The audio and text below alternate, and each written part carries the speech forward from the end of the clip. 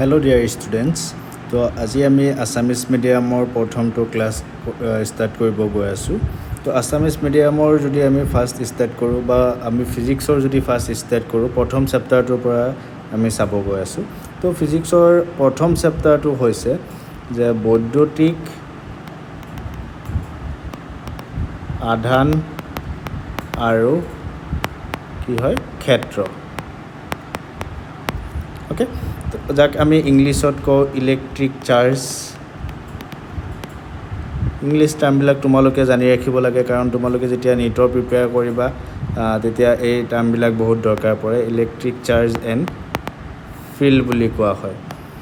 Okay, তো এইটো হৈ গ'ল আমাৰ ফিজিক্সৰ প্ৰথম চেপ্টাৰ। তো এই চেপ্টাৰটো ষ্টাৰ্ট কৰিব যাওঁতে ফাৰ্ষ্টতে আমি যোনটো পাই আছোঁ যে বৈদ্যুতিক আধান। তো বৈদ্যুতিক আধান কাক কোৱা হয়, ঠিক আছে। তো বৈদ্যুতিক আধান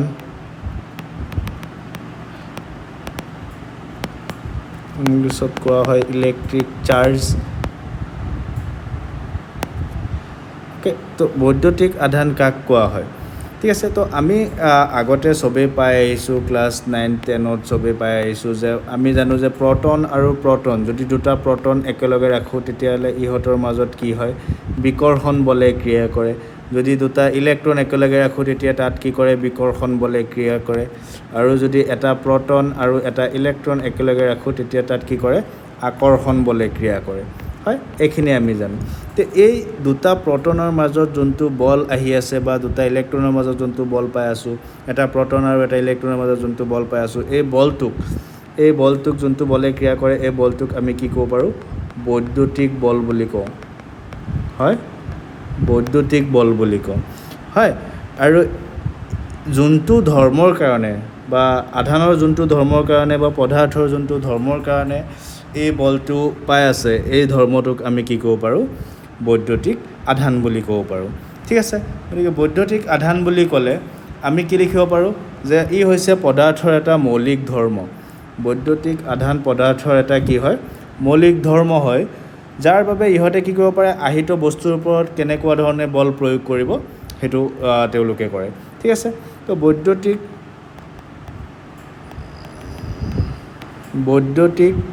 আধান হৈছে পদাৰ্থৰ মৌলিক ধৰ্ম।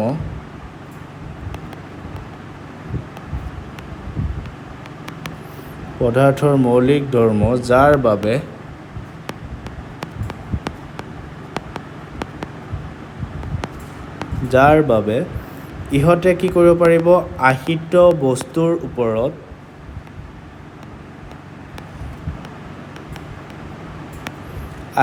বস্তুৰ ওপৰত কি কৰিব, স্থিতিবৈদ্যুতিক বল, ঠিক আছে।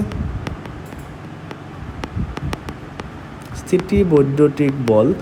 প্ৰয়োগ কৰিব পাৰে,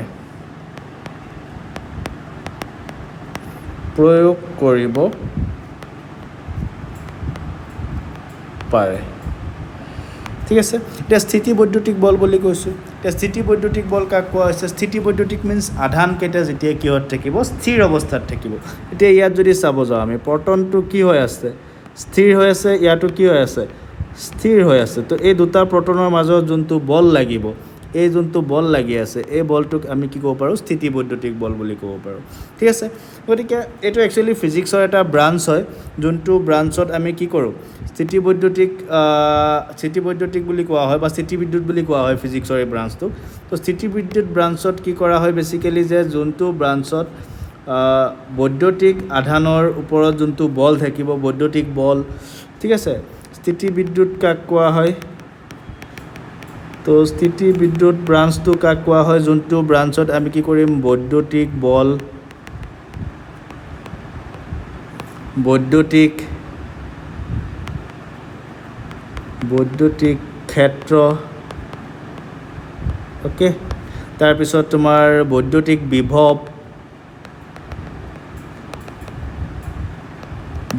বিভৱ, এইবিলাক চাম কেতিয়া, যেতিয়া আধানটো কি থাকিব, স্থিৰ অৱস্থাত থাকিব। আধানৰ আধানৰ স্থিৰ অৱস্থাত যেতিয়া থাকিব তেতিয়া আমি তাক কি ক'ব পাৰিম স্থিতি বিদ্যুৎ বুলি ক'ব পাৰিম ঠিক আছে তাক স্থিতি বিদ্যুৎ বুলি কোৱা হয় সেইকাৰণে যোনটো বল পাই আছে দুটা স্থিৰ আধানৰ মাজত এই বলটোক আমি স্থিতি বৈদ্যুতিক বল বুলি ক'ব পাৰোঁ ঠিক আছে তো এইটো হৈছে আধানৰ ধৰ্ম বৈদ্যুতিক আধানটো বা কোনো এটা বস্তুৰ ধৰ্ম যাৰ দ্বাৰা ই কিমানখিনি বল পাব পাৰে আহিত বস্তুৰ পৰা বা কোনো আহিত বস্তুই কিমানখিনি বল পাব পাৰে ঠিক আছে ওকে তো বৈদ্যুতিক আধানটো আমি কিহৰ দ্বাৰা বুজাওঁ ঠিক আছে তো বৈদ্যুতিক আধান যদি আমি বুজাব বিচাৰোঁ বৈদ্যুতিক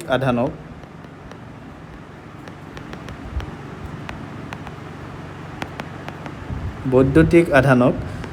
স্মল কিউ বা কেপিটেল কিউৰে বুজোৱা হয় ওকে ইয়াক স্মল কিউ বা কেপিটেল কিউৰ দ্বাৰা বুজোৱা হয় গতিকে ই কি হয় কেনেকুৱা ধৰণৰ ৰাশি হয় হয় তো বৈদ্যুতিক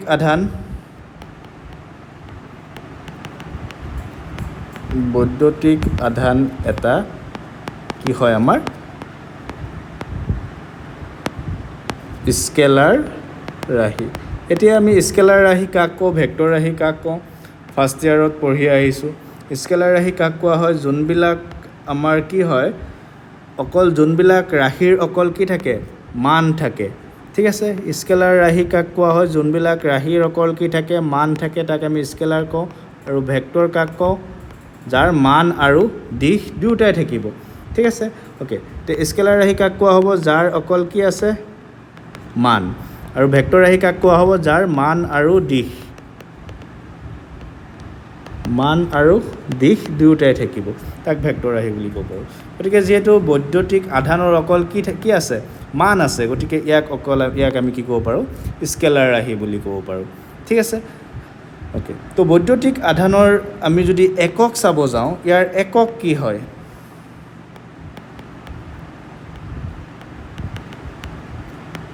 বৈদ্যুতিক আধানৰ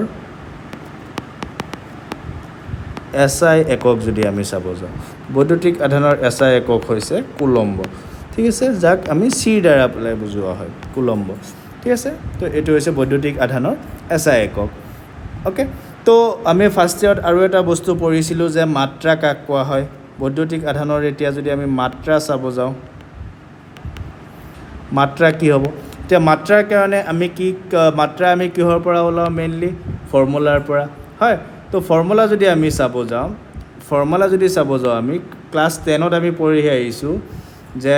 যদি বৈদ্যুতিক কি কয় এইটো বিদ্যুৎ কাক কয় ঠিক আছে তো ক্লাছ 10ত আমি বিদ্যুৎ পঢ়ি আহিছোঁ তো বিদ্যুৎ চেপ্টাৰটোত আমি এটা পাইছিলোঁ যে বিদ্যুৎ ইজ ইকুৱেল টু আমি কি পাইছিলোঁ বিদ্যুৎক আমি কিহেৰে বুজাওঁ আইৰ দ্বাৰা বুজাওঁ হয় আই ইজ ইকুৱেল টু বিদ্যুৎ মিনছ কাৰেণ্ট ওকে তো আই ইজ ইকুৱেল টু আমি কি পাইছিলোঁ কিউ বাই টি পাইছিলোঁ হয় তো ইয়াত পৰা যদি আমি উলিয়াব যাওঁ কিউ ইজ ইকুৱেল টু কি হৈ যাব আই টি হৈ যাব য'ত কিউটো কি হয় আমাৰ আধান আই কি হৈ গ'ল বিদ্যুৎ আৰু টি কি হৈ গ'ল সময় ঠিক আছে গতিকে এইটো ফৰ্মুলাৰ পৰা যদি আমি তাৰ মাত্ৰা উলিয়াব বিচাৰোঁ ঠিক আছে তো মাত্ৰা আমি 7টা কোৱান্টিটিত ওলাওঁ 7টা আমি বস্তুত মাত্ৰা ওলাওঁ সেইকেইটা হৈছে যদি আমি চাব যাওঁ কি বস্তুত আমি মাত্ৰা ওলাওঁ তেন মাত্ৰাৰ কাৰণে আমি পাওঁ যে দৈৰ্ঘ্য ভৰ হয় তেনেকৈ আমি পাইছিলোঁ দৈৰ্ঘ্য ভৰ তাৰপিছত পাইছিলোঁ আমি সময় তাৰপিছত পাইছিলোঁ বিদ্যুৎ তাৰপিছত আমি উষ্ণতা হয় এনেকৈ পাইছিলোঁ ঠিক আছে তো আমি তাৰ পৰা কি পাইছিলোঁ যে দৈৰ্ঘ্যৰ পৰা আমি পাইছিলোঁ মই কেইটামান কৈ আছোঁ তোমালোকক যোনখিনি আমাৰ কমনলি থাকে এইটো হৈছে দৈৰ্ঘ্যৰ পৰা পাইছিলোঁ এল তাৰপিছত ভৰৰ পৰা আমাৰ আছিলে এম ভৰৰ মাত্ৰা আছিলে এম তাৰপিছত সময়ৰ মাত্ৰা হয় আমাৰ টি বিদ্যুতৰ মাত্ৰা হয় এ তাৰপিছত আমাৰ আছিলে আৰু আমি যদি চাব যাওঁ এইটো কি কয় উষ্ণতা আছিলে আমাৰ কেলভিন তাৰপিছত আহি গ'ল আমাৰ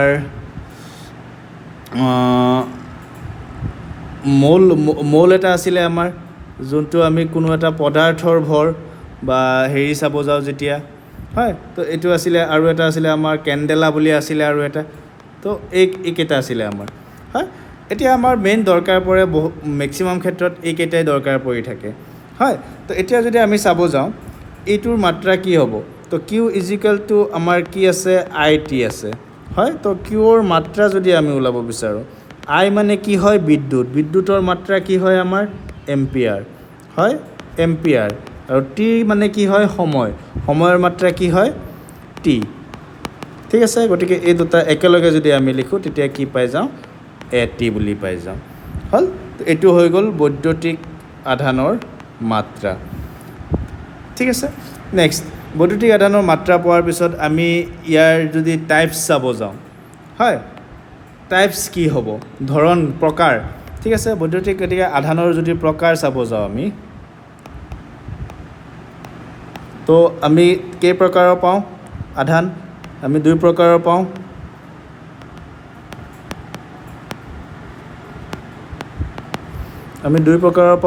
কি পাওঁ প্ৰথমটো হ'ল যে আমাৰ ধনাত্মক আধান প্ৰথমটো কি হ'ল আমাৰ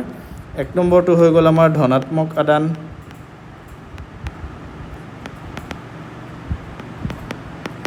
আৰু ছেকেণ্ডটো কি হৈ গ'ল আমাৰ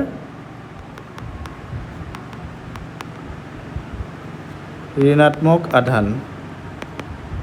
ওকে তো ধনাত্মক আধান কাক কোৱা হয় বা ধনাত্মক আধানৰ বাহক কি হয় আমি যদি পাইছোঁ তো আমি যোনটো আগতে ফাৰ্ষ্টতে মই কৈছিলোঁ যে দুটা প্ৰটন আৰু দুটা ইলেক্ট্ৰন তো আমি নৰ্মেলি প্ৰটনটোক কি হিচাপে জানো ধনাত্মক আধান হিচাপে জানো ইলেক্ট্ৰনটোক কি হিচাপে জানো ঋণাত্মক আধান হিচাপে জানো গতিকে ধনাত্মক আধানৰ বাহক কি হৈ গ'ল প্ৰটন আৰু ঋণাত্মক আধানৰ বাহক কি হৈ গ'ল ইলেক্ট্ৰন ৰাইট গতিকে ইয়াত যদি আমি লিখিব বিচাৰোঁ যে ইয়াৰ বাহক কি হ'ব ঠিক আছে গতিকে ধনাত্মক আধানৰ বাহক আমাৰ হৈ গ'ল আমি যাক কিহেৰে বুজাওঁ ধনাত্মক আধানটোক ধনাত্মক আধানৰ বাহক কি হৈ গ'ল আমাৰ ধনাত্মক আধানৰ বাহক আমি কি লিখিব পাৰোঁ প্ৰটন বুলি পেলাই লিখিব পাৰোঁ ডেট মিনছ ধনাত্মক আধানক আমি প্ৰটনৰ দ্বাৰা বুজাওঁ আৰু ঋণাত্মক আধানৰ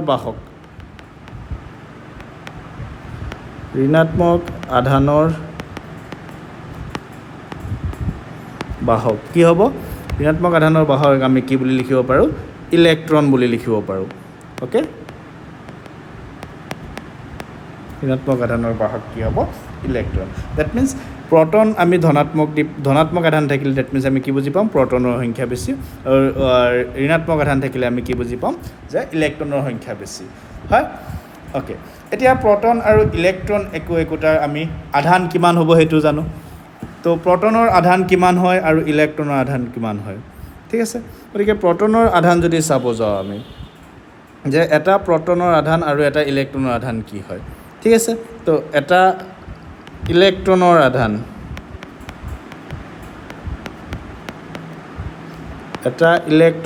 আধান যদি আমি চাব যাওঁ তো ইলেক্ট্ৰনৰ আধান আমি নৰ্মেলি কিউ ই দি পেলাই বুজাওঁ আৰু ই দি পেলাইও বুজোৱা হয় ঠিক আছে গতিকে কিউ ই ইজিকেল টু যদি আমি লিখোঁ তো ইলেক্ট্ৰনৰ আধান আমি কিমান জানো যে -1.6 ইনটু 10⁻⁻19 কুলম ঠিক আছে গতিকে চিমিলাৰলি এটা প্ৰটনৰ আধান যদি আমি লিখিব যাওঁ কিমান হয় এটা প্ৰটনৰ আধান যাক আমি কিউ পি দি পেলাই বুজাই আছোঁ তো প্ৰটনৰ আধান কিমান হয় মান একে হয় আমাৰ 1.6 ইনটু 10⁻⁻19 কুলম খালি কি হয় প্ৰটনটো আমাৰ কি হৈ যায় ধনাত্মক হৈ যায় আৰু ইলেক্ট্ৰনটো কি হয় আমাৰ ঋণাত্মক হয় তো এইটোৱে দুয়োটা আধানৰ মান কি হয় একে হয় ঠিক আছে গতিকে এইটো হ'ল প্ৰটনৰ আধান এইটো হৈছে আমাৰ ইলেক্ট্ৰনৰ আধান আৰু প্ৰটনৰ আধান ঠিক আছে এতিয়া এটা ইলেক্ট্ৰনৰ আমি ভৰ জানো এটা ইলেক্ট্ৰনৰ ভৰ কিমান হ'ব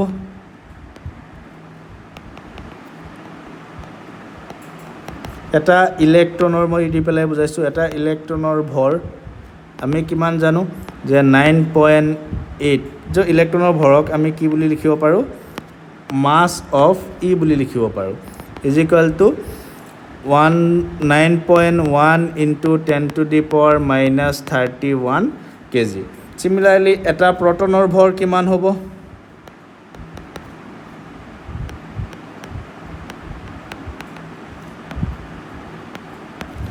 এটা প্ৰটনৰ ভৰ আমি এম পি দি পেলাই যদি বুজাওঁ তো কি হ'ব 1.67 into 10 to the power -27 KG. তো প্ৰটনৰ ভৰ আমি জানো, আৰু যদি আমি এটা নিউট্ৰনৰ ভৰ জানো, তো নিউট্ৰন কি হয়, যাৰ কোনো ধৰণৰ আধান নাথাকে, যি প্ৰসম হিচাপে থাকে, ঠিক আছে। গতিকে নিউট্ৰনৰ আধান যদি আমি চাব যাওঁ, নিউট্ৰনৰ আধান যদি আমি চাব যাওঁ, নিউট্ৰনৰ আধান কি থাকে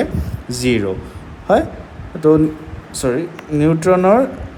আধান যদি চাব যাওঁ আমি কি থাকে, তাৰ নিউট্ৰনৰ আধান থাকে আমাৰ 0। অ'কে, তো নিউট্ৰনৰ যদি আমি ভৰ চাব যাওঁ,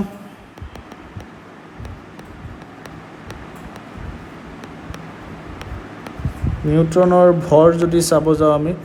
নিউট্ৰনৰ ভৰ যদি আমি mn দি পেলাই লিখোঁ, তেতিয়াহ'লে আমি কি লিখিব পাৰোঁ, আমি কেজিত লিখোঁলে অলমষ্ট একে লিখোঁ যে 1.67 into 10 to the power -27 KG হয়। কিন্তু যদি এইটো যদি আমি এটমিক মাছ ইউনিটত যাওঁ, AMUত যাওঁ, তেতিয়াহ'লে তাৰ ভৰটো অলপ স্লাইটলি অলপ নিউট্ৰনটো কি হয়, হেভিয়াৰ হয় দেন প্ৰটন, ঠিক আছে। গতিকে এইখিনি আমি জানো। এতিয়া আধানৰ যদি আমি ইলেক্ট্ৰনৰ এটা ইলেক্ট্ৰনৰ আধান পাইছোঁ, এটা প্ৰটনৰ আধান পাইছোঁ, ঠিক আছে। গতিকে মুক্তভাৱে পোৱা আধানৰ ভিতৰত এইটো হৈছে নিম্নতম আধান, ঠিক আছে। মুক্তভাৱে পোৱা আধানৰ ভিতৰত এইটো হৈছে আমাৰ ন্যূনতম আধান, যাৰ কাৰণে ইয়াক কি কোৱা হয়, আধানৰ মৌলিক গোট বুলি কোৱা হয়। ডেট মিনছ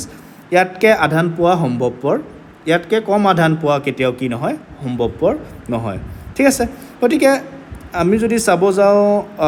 আধানৰ মৌলিক গোট কাক বোলে, ইয়াৰ পৰা যদি আমি কওঁ, ঠিক আছে। গতিকে আধানৰ মৌলিক গোট বুলি কোৱাৰ লগে লগে আমাৰ কি আহি যাব, যে মুক্তভাৱে যিমানখিনি ন্যূনতম আধান পাব পাৰোঁ, ঠিক আছে। তো আধানৰ কি আহি গ'ল, মৌলিক গোট। তো আধানৰ মৌলিক গোট আহিব যাওঁতে আমি যদি চাব বিচাৰোঁ যে আধানৰ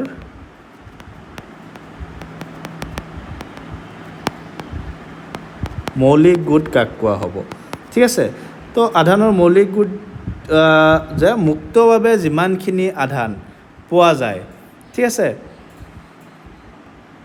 যে মুক্তভাৱে পোৱা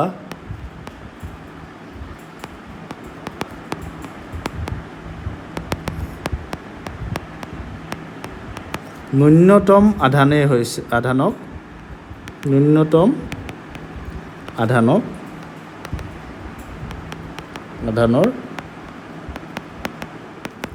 মৌলিক গোট বুলি কোৱা হয়, আধানৰ মৌলিক গোট বুলি কোৱা হয়, ঠিক আছে। এতিয়া মুক্তভাৱে কিমানখিনি আধান পোৱা যায়, মুক্তভাৱে পোৱা আটাইতকৈ ন্যূনতম আধান হৈছে এটা ইলেক্ট্ৰনৰ আধান বা এটা প্ৰটনৰ আধান। গতিকে এটা ইলেক্ট্ৰন বা প্ৰটনৰ আধানৰ মানে হৈছে আধানৰ মৌলিক গোট, ঠিক আছে। তো মুক্তভাৱে পোৱা আধানৰ মৌলিক গোট ইজিকেলটো আমি কি লিখিব পাৰিম, ইয়াৰ পৰা যদি আমি এটা লিখিব বিচাৰোঁ যে আধানৰ মৌলিক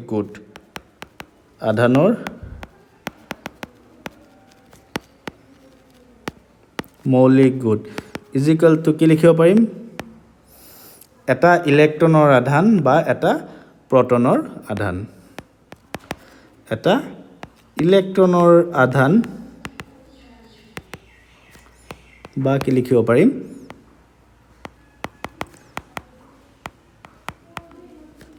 এটা প্ৰটনৰ আধান, ঠিক আছে। তো ইয়াক কোৱা হয় আধানৰ মৌলিক গোট, কাৰণ ইয়াতকৈ কম মুক্তভাৱে পোৱা আধান নাই, ঠিক আছে। এতিয়া আমি ধনাত্মক আধান আৰু ঋণাত্মক আধান বুলি কৈছোঁ, হয়। আধানৰ দুটা প্ৰকাৰ, এটা হৈছে ধনাত্মক আধান, এটা হৈছে আমাৰ ঋণাত্মক আধান। তো ধনাত্মক আধান বা ধনাত্মকভাৱে আহিত বস্তু এটা কাক কোৱা হ'ব, আৰু ঋণাত্মকভাৱে আহিত বস্তু, ঠিক আছে। তো আহিত বস্তু হ'লে ডেট মিনছ কি হ'ব লাগিব, তাত আহিত হ'ব হ'লে বা আহিত বুলি ক'ব হ'লে তাত আইদাৰ আমাৰ কি হ'ব লাগিব, ধনাত্মক আধান বেছি থাকিব লাগিব, অৰ ঋণাত্মক আধান বেছি থাকিব লাগিব। ডেট মিনছ কিবা এটা আধান তাত বেছি থাকিব লাগিব। তো কোনো এটা বস্তুক যদি আমি ধনাত্মকভাৱে আহিত বুলি ক'ব বিচাৰোঁ, ঠিক আছে, তেতিয়া ধনাত্মকভাৱে আহিত বস্তু যদি আমি চাব বিচাৰোঁ, অ'কে ধনাত্মকভাৱে আহিত বস্তু,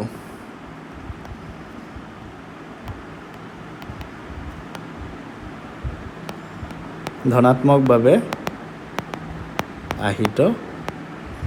বস্তু এতিয়া ধনাত্মকভাৱে আহিত বস্তু যদি এতিয়া আমি কোনোবা এটা বস্তুক যদি আমি ধনাত্মকভাৱে আহিত বুলি ক'ব বিচাৰোঁ তেতিয়াহ'লে তাক তেনেকুৱা আধানক বা কেনেকুৱা বস্তুক আমি ধনাত্মকভাৱে আহিত বুলি ক'ব পাৰিম ঠিক আছে এতিয়া যদি আমি চাওঁ যদি আমি এটা এটম কনচিডাৰ কৰোঁ ঠিক আছে তো আমি জানো যে এটম এটাত নিউট্ৰেল অৱস্থাত ডেট মিনছ প্ৰশমিত অৱস্থাত ইলেক্ট্ৰনৰ সংখ্যা আৰু প্ৰটনৰ সংখ্যা কি হৈ থাকে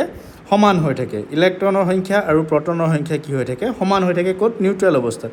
গতিকে এইটোৱে ছাপ'জ মই এটমৰ এটা নিউক্লিয়াছ লৈছোঁ তো এটমৰ নিউক্লিয়াছত কি থাকিব আমাৰ নিউক্লিয়াছত কি থাকে আমাৰ নিউক্লিয়াছ কেনেকৈ ফৰ্ম কৰে তো আমি চবেই নিশ্চয় জানো যে নিউক্লিয়াছ কেনেকৈ ফৰ্ম কৰে নিউক্লিয়াছ আমাৰ বনে প্ৰটন আৰু নিউট্ৰন লগ লাগি পেলাই প্ৰটন আৰু নিউট্ৰন লগ লাগি পেলাই কি হয় নিউক্লিয়াছ বনে যাৰে প্ৰটনৰ আধান কি হয় যাৰ পৰা প্ৰটনৰ আধান হয় ধনাত্মক আৰু নিউট্ৰনৰ আধান কি হয় শূন্য প্ৰটনৰ আধান কি হয় ধনাত্মক আধান হয় আৰু নিউট্ৰনৰ আধান কি হয় শূন্য হয় তো এই দুটা লগ লাগি পেলাই কি কৰে নিউক্লিয়াছ গঠন কৰে তো নিউক্লিয়াছ গঠন কৰিব যাওঁতে আমাৰ কি হয়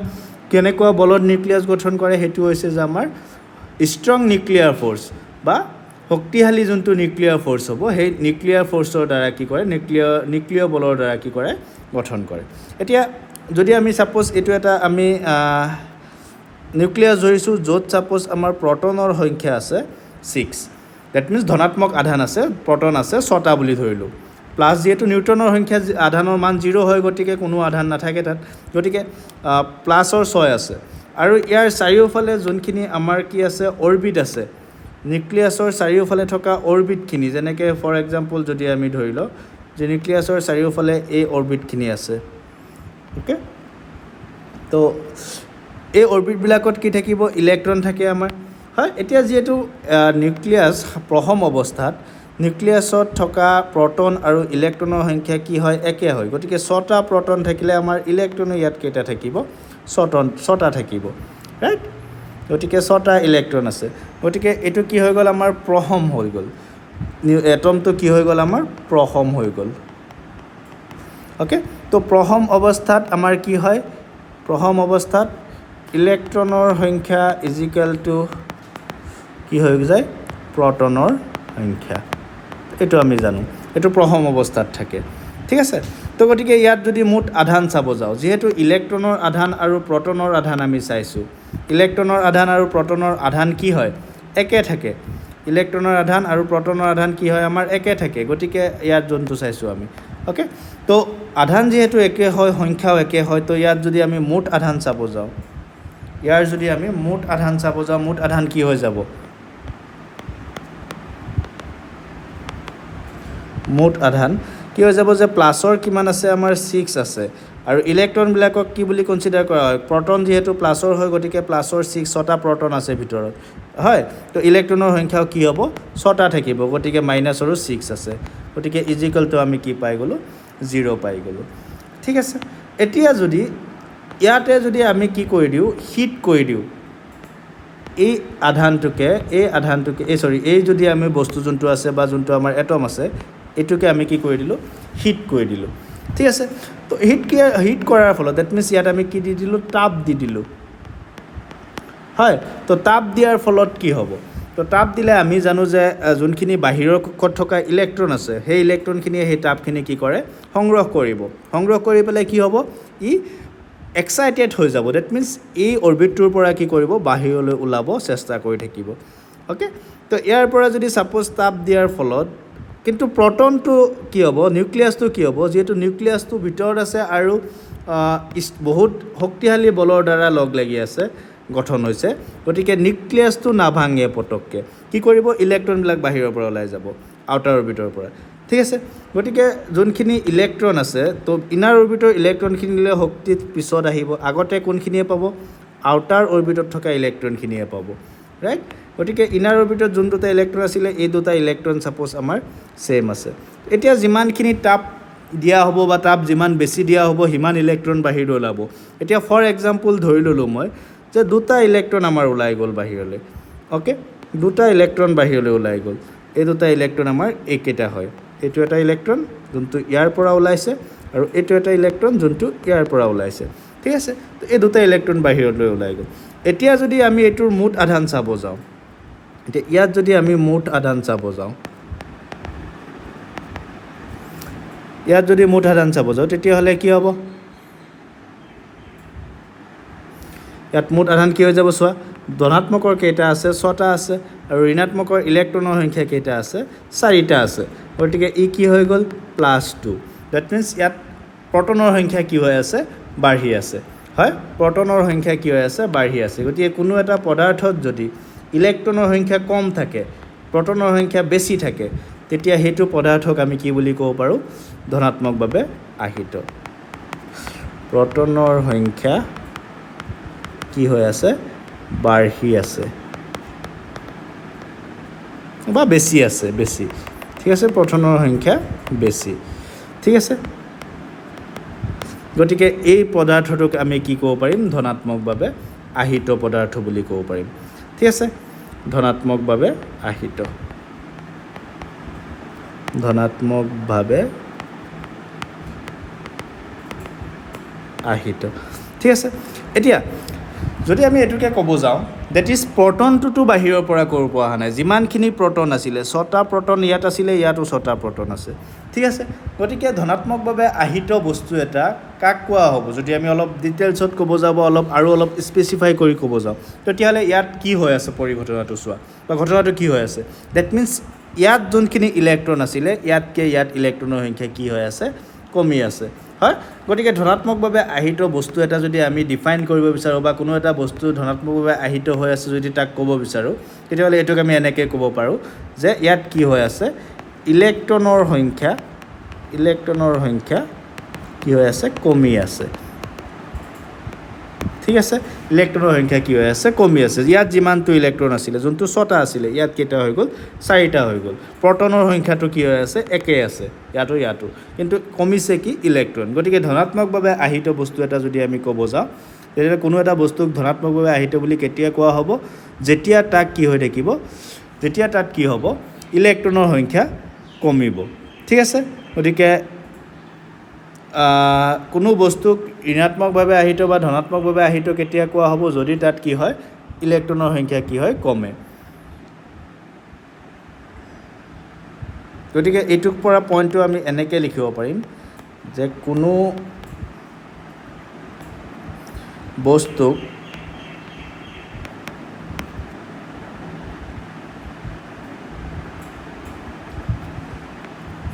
ধনাত্মকভাৱে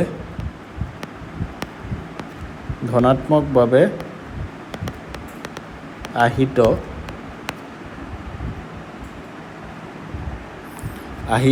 হোৱা বুলি কোৱা হয় যেতিয়া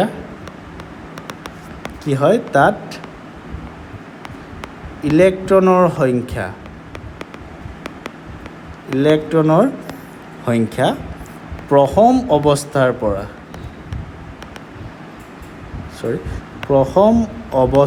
পৰা কি হয় কমে ঠিক আছে এতিয়া চোৱা ইয়াত ইলেক্ট্ৰন যদি কমিছে ঠিক আছে তেতিয়াহ'লে এই ধনাত্মকভাৱে যোনটো আহিত বস্তু আছে হয় এই ধনাত্মকভাৱে আহিত বস্তুটোৰ আমাৰ ভৰ কি হ'ব বাঢ়িব নে কমিব যেহেতু ইলেক্ট্ৰন কমি আছে আৰু প্ৰতিটো ইলেক্ট্ৰনৰ আমি কি পাই আছোঁ প্ৰতিটো ইলেক্ট্ৰনৰ এটা নিজা ভৰ আছে হয় তো প্ৰতিটো ইলেক্ট্ৰনৰ যিহেতু এটা নিজা ভৰ আছে ইয়াত সাপোজ 2টা ইলেক্ট্ৰন কমি গ'ল ৰাইট ইয়াত 2টা ইলেক্ট্ৰন কমি গ'ল তাপ দিয়াৰ ফলত 2টা ইলেক্ট্ৰন আমাৰ ইয়াত আহি গ'ল ঠিক আছে গতিকে 2টা ইলেক্ট্ৰন কমি গ'ল দ্যাট মিন্স 2টা ইলেক্ট্ৰনৰ ভৰ কি হৈ যাব কমি যাব হয় গতিকে ধনাত্মকভাৱে আহিত বস্তু এটাৰ ভৰ সদায় কি হ'ব আমাৰ কমিব কিমানখিনি কমিব যিমানকেইটা ইলেক্ট্ৰন কি হ'ব তাৰ পৰা ওলাই যাব ঠিক আছে গতিকে এই পইণ্টটোক আমি এনেকৈ লিখিব পাৰোঁ কোনো ধনাত্মকভাৱে আহিত বস্তু এটাৰ ভৰ কি হ'ব বা কোনো বস্তুক বা পদাৰ্থ এটাক ধনাত্মকভাৱে আহিত কৰিলে পদাৰ্থ এটাক ধনাত্মকভাৱে আহিত কৰিলে তাৰ ভৰ কি হ'ব তাৰ ভৰ কমিব ওকে এতিয়া কিমানখিনি ভৰ কমিব হয় কিমানখিনি ভৰৰ কমিব দ্যাট ইজ ভৰৰ যদি আমি হ্ৰাস চাব যাওঁ সৰি ভৰৰ যদি আমি হ্ৰাস চাব যাওঁ যে কিমানখিনি ভৰ কমিব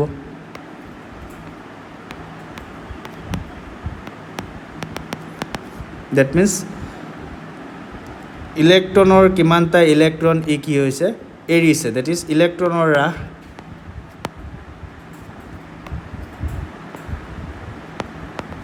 কিন্তু এটা ইলেক্ট্ৰনৰ কি হৈ যাব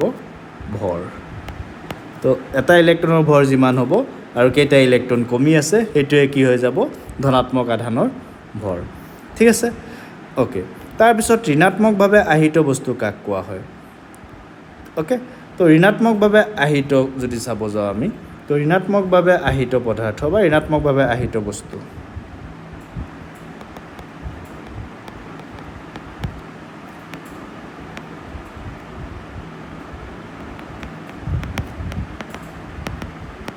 আহিত পদাৰ্থ ঠিক আছে চিনলাৰ দৰে একেধৰণে আমি যেনেকৈ ধনাত্মকভাৱে কৰি চাইছিলোঁ যদি ঋণাত্মকভাৱে আহিত বস্তুৰ ক্ষেত্ৰত চাব যাওঁ তেতিয়াহ'লে ইয়াত ছাপ'জ এটা আমাৰ কি আছে নিউক্লিয়াছ আছে তো নিউক্লিয়াছত ছাপ'জ আগৰটোৰ নিচিনাকৈ মই এক্সাম্পলটো কণ্টিনিউ কৰিব গৈ আছোঁ তো ইয়াত আমাৰ ছাপ'জ প্ৰটনৰ সংখ্যা আছে 6 ঠিক আছে প্ৰটনৰ সংখ্যা 6 থকাৰ ফলত তাত যদি আমি প্ৰথম অৱস্থাত চাই আছোঁ এইটো প্ৰথম অৱস্থাত তাত ইলেক্ট্ৰনৰ সংখ্যা কিমান থাকিব এইটো প্ৰথম অৱস্থাত চাই আছোঁ আমি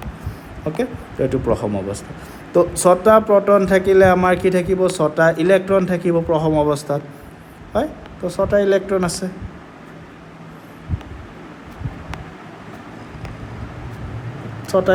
আছে তো এতিয়া ছাপ'জ আমি কি কৰিলোঁ যে দুটা ইলেক্ট্ৰন আমি ইয়াত এড কৰি দিলোঁ দুটা ইলেক্ট্ৰন আমাৰ এড হৈ গ'ল বাহিৰৰ পৰা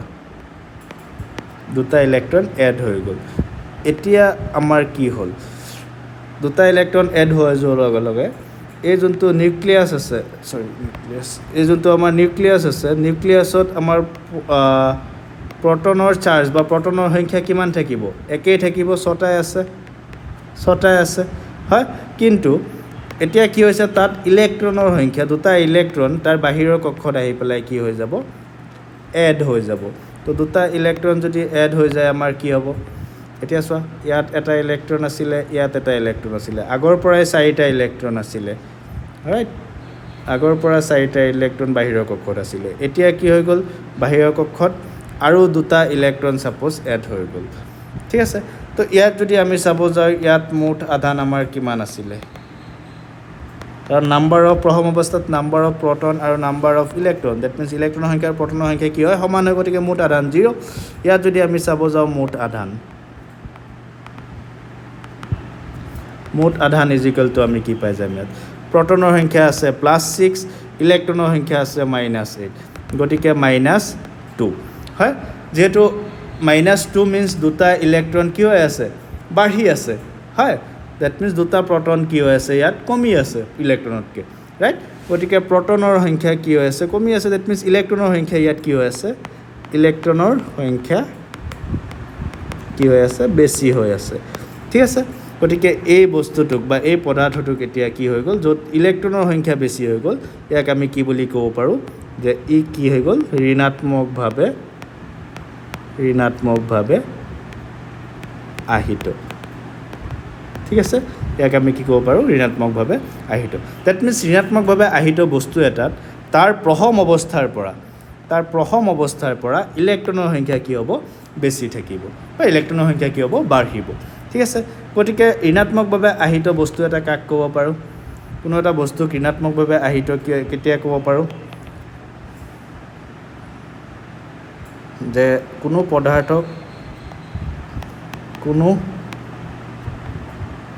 পদাৰ্থক ঋণাত্মকভাৱে আহিত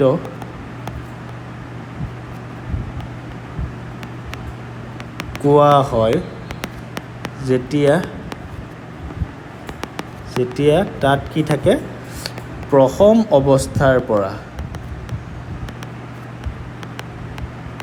প্ৰথম অৱস্থাৰ পৰা কি হ'ব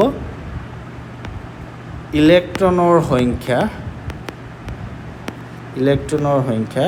বাঢ়িব ঠিক আছে ইলেক্ট্ৰনৰ সংখ্যা কি হ'ব বাঢ়িব তাক আমি কি ক'ব পাৰোঁ যে ঋণাত্মকভাৱে আহিত বস্তু বা ঋণাত্মকভাৱে আহিত পদাৰ্থ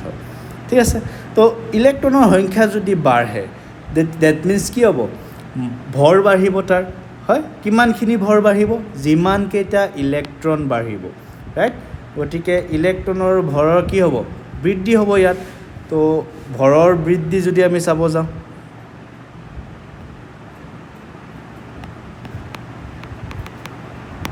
ভৰৰ বৃদ্ধি যদি চাব যাওঁ যে কিমানখিনি ভৰ বাঢ়িছে তো কি ক'ব পাৰিম যে কিমানটা ইলেক্ট্ৰন বাঢ়িছে ডেট ইজ ইলেক্ট্ৰনৰ আমি কি ক'ব পাৰিম বৃদ্ধি কিমানটা ইলেক্ট্ৰন বাঢ়িছে আৰু এটা ইলেক্ট্ৰনৰ ভৰ ঠিক আছে তো এইটো হৈ গ'ল আমাৰ